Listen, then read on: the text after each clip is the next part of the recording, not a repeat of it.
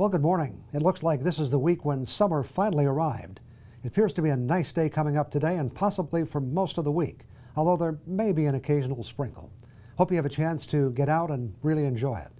Our show today is not about the weather, but about dealing with some aches and pains that may affect our ability to get out and enjoy the weather, whatever it might be. So it all starts right now. From TV6, this is The Ryan Report. Now, here's your host, Don Ryan. Well, medicine has come a long way in helping people deal with those aches and pains that can really affect our ability to enjoy life. This morning, we're going to talk about that with Dr. Wallace Pearson, a physician and surgeon with the Advanced Center for Orthopedics in Marquette. Dr. Pearson, welcome to the Ryan Report. Thank you. It's nice to be here. And I think you prefer Wally, right? I do prefer Wally, unless I'm in trouble. Okay, you're actually a Marquette native, aren't you? Originally, yes. Originally from Marquette. And your dad was a doctor, and I believe came to Marquette as an Air Force captain at K.I. Sawyer. Back in the day, they required a 1 or 2 year military obligation that landed him, so to speak, at K.I. Sawyer. He had plans to go out to Boston to start a practice there, and I believe it was a snowstorm that captivated he and my mother here, and Really? the rest is OBGYN and then orthopedic history. Interesting how those things happen. And I think you may have had some grandparents that were doctors as well, weren't they? My grandfather, Pearson, also was a physician. He was an osteopath, actually, in fact, chairman of the American Osteopathic Society. Both he and my grandmother were both physicians, and he went on from medicine into politics, and he has a very colorful career. So was it always part of your career plan to become a doctor? Well, yes and no. I certainly had an awareness of it. I had a, not a jaded view, a privileged view to witness my father starting an obstetric practice by himself in the Upper Peninsula. Anybody that knows anything about delivering babies realizes that that was a full-time commitment. So I saw not only the challenges of delivering health care, but certainly the benefits. Witnessing him interacting with his patients in the community certainly let me know the really positive, beneficial, empowering aspects of healthcare. That's really a privilege. And all of your degree work from bachelor to medical degree was at the University of Michigan? Well, I spent 1 year, my freshman year at Montana State to go alpine ski race, and then realized I probably had bigger aspirations than fluffy powder. So transferred at that point to the University of Michigan and was there for essentially 10 years. And had the opportunity to do my residency there as well, but felt 10 years in Ann Arbor was probably long enough and spread my wings to upstate New York thereafter. So you came here in about 1995 to start your practice, was that? I was done with my training in '95 and started with, at that point, Marquette Orthopedics, and then we transitioned the name into Advanced Center for Orthopedics. So yes, I've been with that group for 21 years. In those early days, were the orthopedic surgeons as specialized as they are today? Well, it's interesting, and I think that may lead to a discussion here forward about our group. But yes, when I arrived in the group, it was essentially 6 orthopods practicing as islands within an ocean of orthopedics. So we were all doing everything. And that's the way it was back then. And as you know, the person that does one thing repetitively is usually the most informed and the most talented at that. So we were actually quite proactive in our group in identifying that that's where orthopedics would likely be going. And this was 5 or 6 years ago, and realized that for us to evolve positively and proactively, we invested a fair amount of money in recruiting some specialized partners, and we've been very fortunate in how we've achieved that, the quality that we've acquired, and the resultant subspecialized group. Now I say we, I'll throw that net of we into the Marquette community, because truthfully we landed several of those orthopedic surgeons from the East Coast, from the West Coast, not necessarily for our orthopedic qualities, which that was impressive for them as well, but what Marquette represented, both in terms of recreation, a community to raise families, national journals such as Outside Magazine, and I think there's an economic article written about Marquette in terms of a very good place to raise a family as well as practice your business. So it was Marquette community that ultimately attracted our subspecialized partners. Okay. We'll get back to that in just a couple of minutes. A couple of other memories, let's say, of the changing in your field. What have been some of the key changes? I would think The options you have now with imaging and diagnosing? Boy, the art of practicing medicine is lifelong learning, and that's truly one thing I thoroughly enjoy about my job, is that what I'm doing currently has been learned well subsequent to my training, and even subsequent to the past 10 years. I'm just doing joint replacements essentially at this point, total knee replacements, and I think to stay contemporary with that operation requires doing just that operation, and to stay in front of the curve and remain not competitive but relevant and progressive and providing good quality. That's my focus, and that's what I have to expend all my mental and professional energies on doing. So yes, I went from, in 1995, essentially doing a lot of orthopedics except for spine and hand. I didn't do any of those ever, to now just doing knee replacements. Okay. And what about the replacement parts, prosthetics? Have they improved over the years? Well, you originally asked about technology, and it just has dramatically impacted how one practices orthopedics. From radiology, where if a child came in with an infected hip, I would have to be the one to sedate that child and take fluid out of that hip joint and then ultimately operate on that child.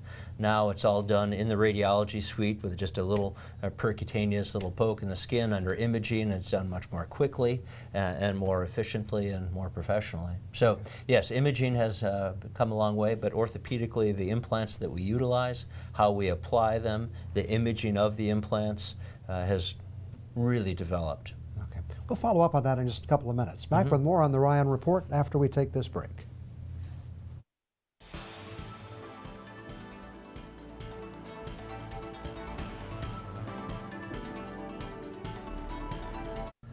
Our guest this morning is Dr. Wally Pearson. Your specialty is the knee. Let's talk about that a little bit. What kind of things go wrong with the knee?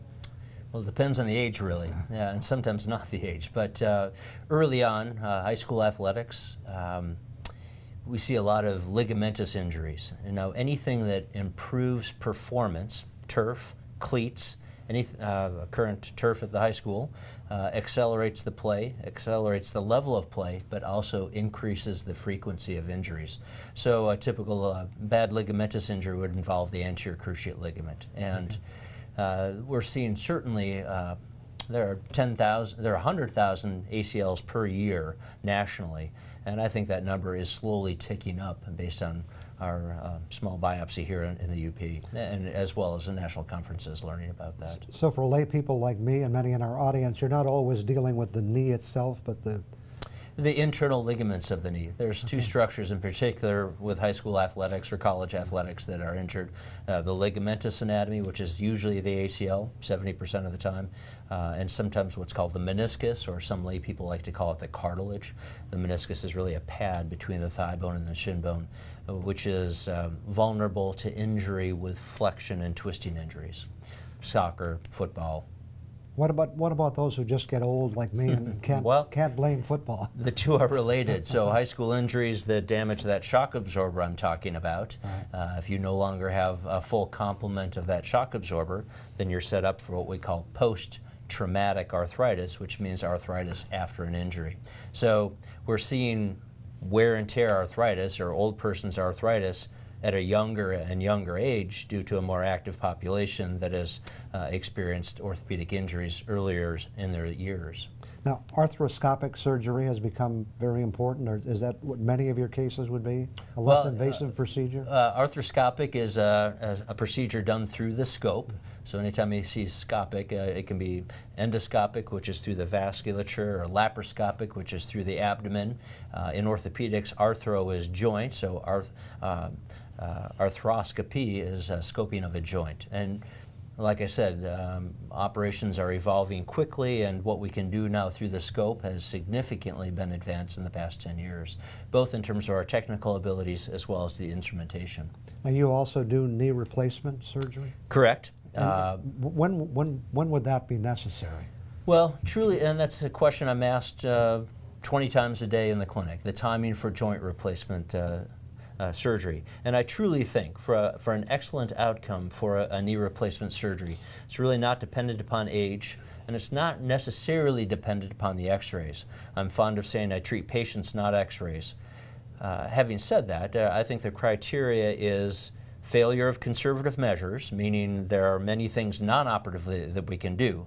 Because you're seeing the orthopedic surgeon in the office does not necessarily mean you're going to have orthopedic surgery. It means the surgeon's kind of dictating your care. But a good surgeon will find some conservative means to take care of the knee until the quality of life is compromised. So a good outcome for a knee replacement requires failure of non-operative measures, compromise in the quality of life, and again, radiographs that demonstrate advanced arthritis. With that scenario, I think that's the perfect recipe for an excellent outcome after a knee replacement. What about people out there now who have chronic knee pain? You know, when should they seek treatment? And you know, do we make the problem worse by putting it off sometime? Well, yes and no to the putting it off. If there's a meniscus we've referred to already, if that's out of place, that's a structure that actually can cause damage to the joint surface. If it's not perfectly lined up in the joint, it can almost be like a Coke bottle cap inside of the knee that's grinding the cartilage down, and that's creating permanent change on the slippery articular surface in the joint, which predisposes you to arthritis. So, I mean, if you have an injury where the knee is catching and locking, there's something wrong in that situation that should be addressed. So it's best not at that point to employ your sisu and work through it. You're actually doing some destructive, permanent damage. You mentioned surgery is not always the answer, and back to your group. Your group, I think, includes about 20 doctors and other providers, some specialists in other areas other than surgery. Oh, correct. Yes, we have some non-operative sports medicine people in our office. We have podiatrists. Some do surgery, some do not do surgery. We have a slew of physical therapists. Yes, we're blessed with a plethora of orthopedic care in our office, and all very good subspecialized care. Is your objective of your group to allow people to receive these services close to home here in Upper Michigan? Well, absolutely. Not only close to home. I mean, convenience is one thing, but quality of care is another. And I'm very proud to say that there is anybody in our office I would have my spouse or my family come in and take care of, and I have access to any orthopedic surgeon in the country. My wife was actually in the clinic today seeing our foot specialist, and I'm very proud of who we have in there representing orthopedics. We worked very hard, we being the old tenure in our group, right. Worked very hard, and actually it took a fair amount of financial energy as well. But I'm very proud to have, if anything, that be my legacy in Marquette, is to leave behind a very functional, orthopedically functional and personally functional office. It's one thing to get 12 orthopods assembled under one roof, but to have 12 personalities that are that dominant that all get together and interface professionally well and personally well is pretty unique. Okay. We'll follow up on that in just a couple of minutes. Back with more on the Ryan Report after we take one more break.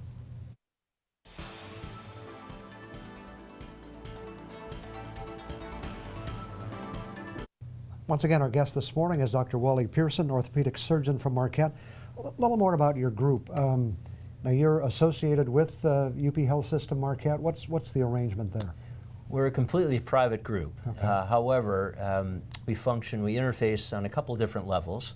My personal interaction is primarily through something called Marquee, which is the Michigan Joint Initiative.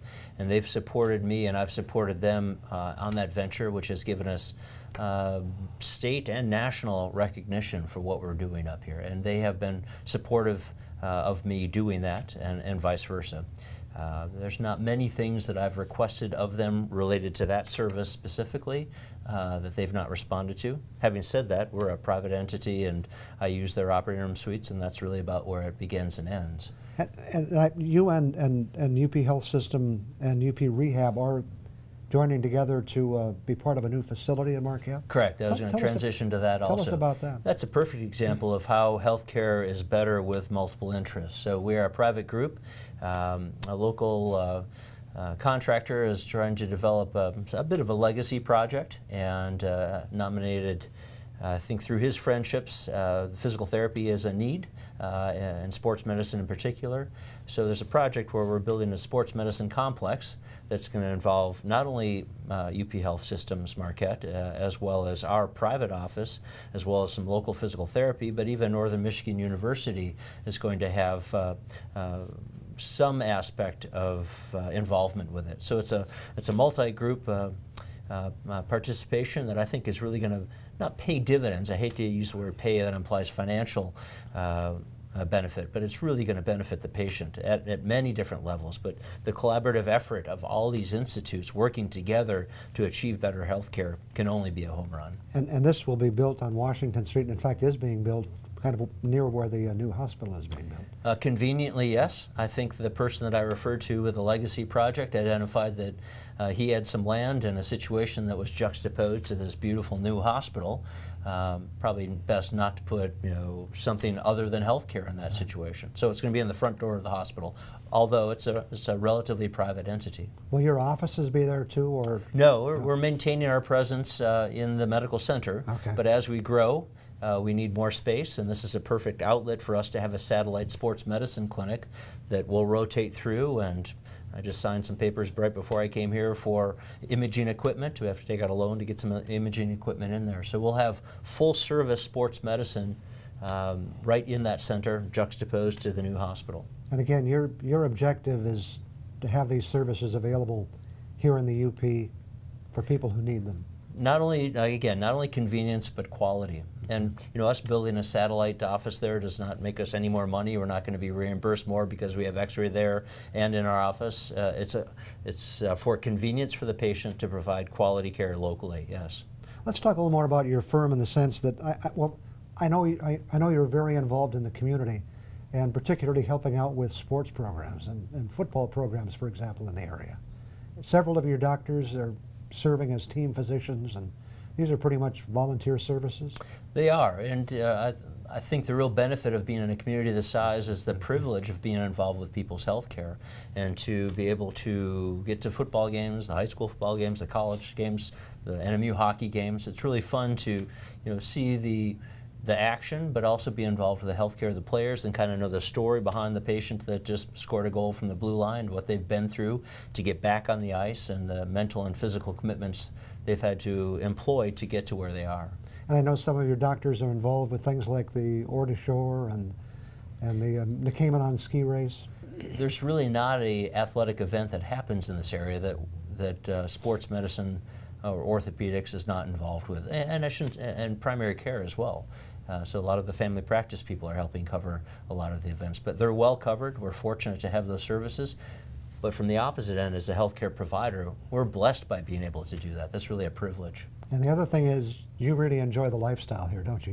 You're a kind of a Youper through and through when it comes to I am, the outdoor but lifestyle. More importantly, my troll wife, who's not from the UP, thoroughly enjoys the area. So I had a wonderful job in upstate New York at the university that trained me, which is the ultimate compliment. And when we had our first child, I realized the thing I felt most fortunate about was being raised in this area. We threw away the university contract and moved back 21 years ago, and I've not regretted that for a moment. Well, and it's been great to have you here. You've made a big contribution to orthopedic care in Marquette County and the UP. Thank you. It's my pleasure. Thanks for coming in this morning. Appreciate it very much. My pleasure. Okay. Thank you. I'll be back with more on the Ryan Report after we take one more break.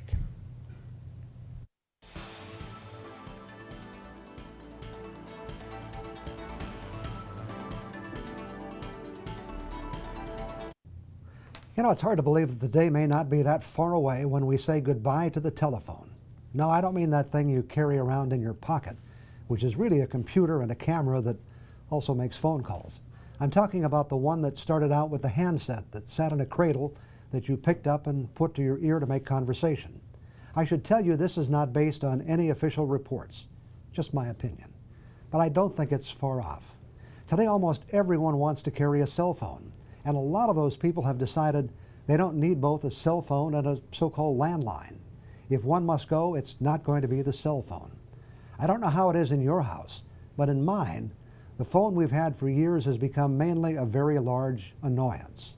By far, the vast majority of the calls that arrive on that phone are calls we don't want in the first place. They're junk calls, someone trying to sell us something or trying to carry out some scam. It helps if you have caller ID, but even that's been compromised since the scammers now have the ability to make it appear to be a local number, even when it's not. What has happened to the telephone is kind of sad. I've been around long enough to watch much of the evolution of Alexander Graham Bell's wonderful invention. No, I wasn't there in the beginning. I'm not that old. But I can remember when you picked up the phone and a pleasant voice said, "Number, please." Those were the days when you actually talked with a person known as the telephone operator. And it was a real person, not one of those robots we talk with today. Then we got to see the dial telephones arrive. What a revolutionary development. I'm sure a lot of you have memories of those days when the telephone exchanges had names in front of the number. Like here in Marquette County, it's Canal 6, Granite 5, Hudson 6, and more. And of course, those were also the days of the rotary dial phones, and a lot of young people see one of those today and wonder what they are.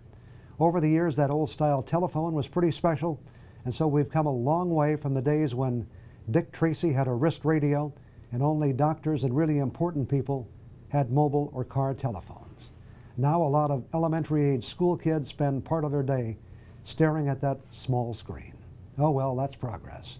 After all, we do have that phone we carry around in our pocket. I guess the biggest problem today is, what will Superman do?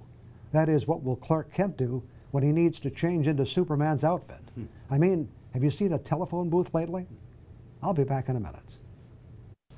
It's about time to wrap it up for another week. The Today Show is just about set to roll. There is enough time for me to remind you that you can find the latest news anytime at uppermichigansource.com. You can also find a rebroadcast of this show at that same location. Thanks to Dr. Wally Pearson for joining us this morning to help us learn more about the orthopedic services that are available to help people today. And thank you for joining us. I hope you have a great day.